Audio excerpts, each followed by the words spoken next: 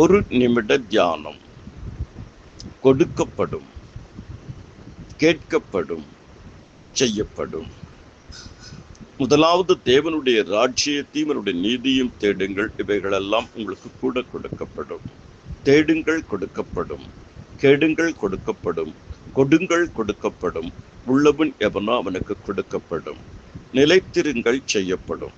நீங்கள் என்னிலும் என் வார்த்தைகள் உங்களிலும் நிலைத்திருந்தால் நீங்கள் கேட்டுக்கொள்வது எதுவோ அது உங்களுக்கு செய்யப்படும். மூன்றாவது, கேட்கப்படும்.